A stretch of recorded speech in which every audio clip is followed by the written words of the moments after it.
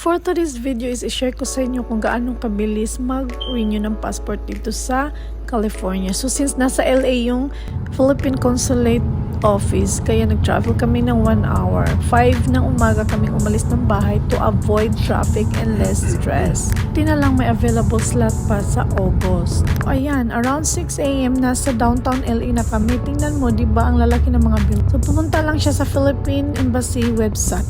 O di ba meron din silang mga street foods na feeling nasa Carbon Cebu ka lang.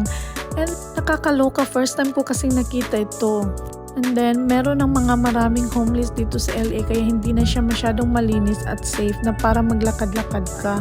So, since walang parking sa street, kaya pumunta na kami sa building kung saan yung Philippine Consulate para mag-parking doon sa loob. Tinatawag yung public parking pero merong bayad yan.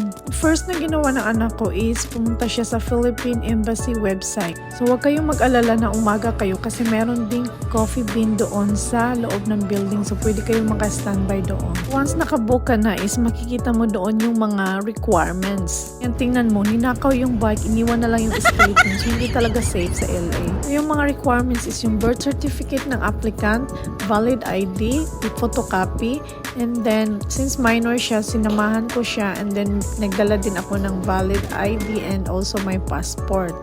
So, ayan, pumasok na kami at naghintay kami na tawagin ang aming number.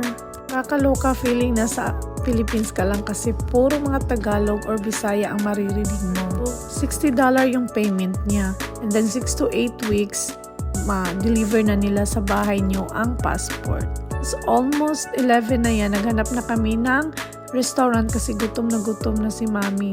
So, bawal maglakad-lakad ang mami kaya dyan na kami sa loob ng building pa rin. So, hindi talaga kayo magutom kasi kumpleto doon sa Philippine Embassy. Advice ko lang is magdala na kayo ng cash kasi kung card ang gamitin nyo sa pagbayad doon sa passport is meron silang 4% yata yun na service fee. So, it's better cash na lang.